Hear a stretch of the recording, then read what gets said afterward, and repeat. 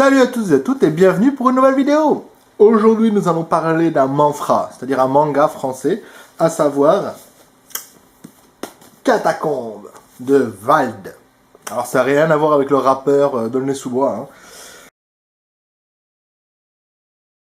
C'est un manga publié chez Senpai, donc c'est un truc qui appartient à Pika en fait. C'est en 4 tomes pour l'instant, la série est toujours en cours. Ça a commencé en 2008, publié en 2009. Et voilà, on va parler de ça.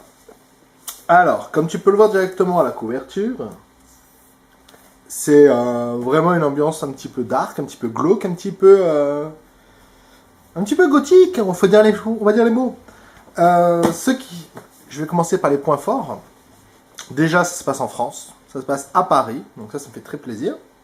Bon, là on va être un peu chauvin, mais bon, un manga français qui se passe à Paris, c'est cool. Ce qui me plaît aussi, bah voilà, ça parle des catacombes. Ça parle des soirées métal, la loco, enfin les mecs ils ont des t-shirts Marduk, Enslaved et plein d'autres groupes que j'écoute. Et au final, voilà, c'est pour moi qui suis métalleux et qui ai vécu à Paris, bah, je me retrouve totalement dans un univers que je connais parfaitement. Cette salle de concert, ces soirées-là, même les katas, enfin voilà, il y a vraiment tout le délire. Et on se retrouve parfaitement. Autre point fort, puisqu'on est là-dessus, bah déjà c'est... Comment dirais-je? La structure narrative est intéressante dès lors que ça commence avec du mystère. Les personnages se réveillent, ils sont amnésiques, qu'est-ce qui s'est passé la veille, nani nana. Ils ont juste oublié une petite tranche de leur existence, et c'est ça qu'ils vont essayer de retrouver. Il y a beaucoup de... On est souvent laissé sur notre faim, il y a beaucoup de questions, on ne sait jamais si on est dans la réalité ou dans le rêve, si la fille est totalement paranoïaque et fucked up, ou si véritablement elle voit des morts vivants. Il y a énormément de choses comme ça là qui interpellent.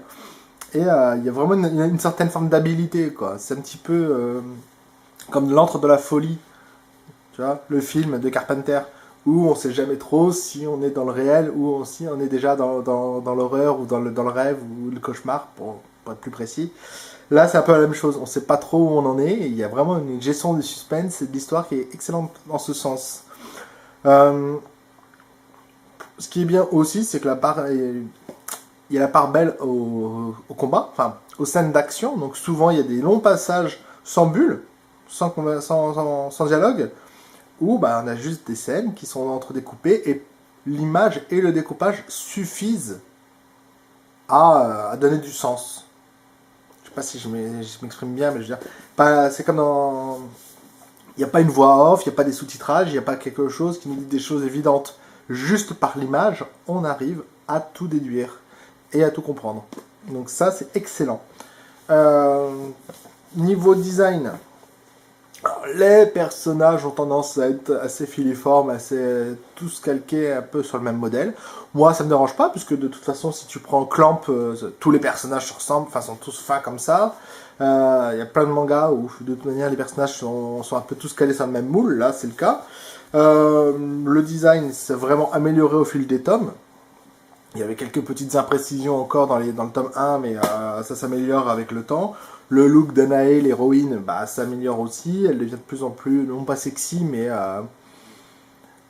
entre la noirceur extérieure et la luminosité du visage, il y a vraiment un travail qui est fait et pour donner une candeur et une certaine sympathie au personnage. Il y a toute une relation énigmatique un petit peu avec d'autres personnages du manga, donc notamment Varguer. C'est le mec, on ne sait pas s'il est gentil, s'il est méchant. Enfin, il y a toute une ambiguïté avec ce personnage, c'est super bien traité.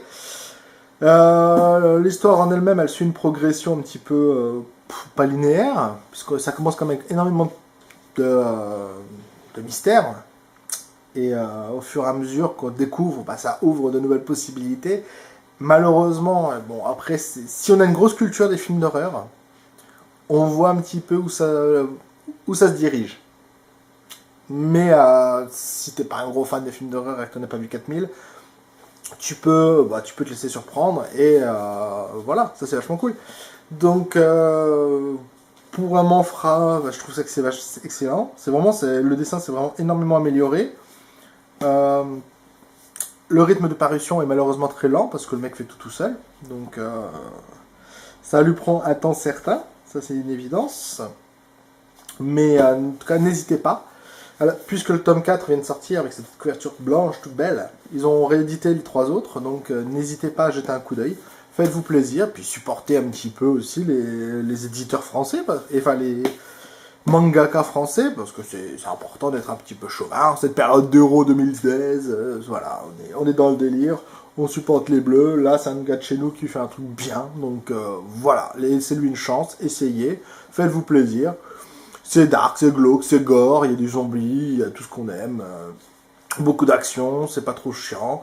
Le côté gothique ne prend pas le dessus, voilà, c'est un petit peu comme les films de Tim Burton, parce que voilà, t'as l'univers qui est atypique. Ça se passe en plus dans les catacombes, donc c'est un lieu existant, il n'y a pas trop de... Moi je trouve ça cool, le mec qui part d'un truc qui existe, les catacombes, et il va se faire plaisir, et il va nous créer quelque chose de bien. Et voilà, ça vaut le coup. Donc faites-vous plaisir, essayez-le, donnez-lui une chance, moi j'aime bien.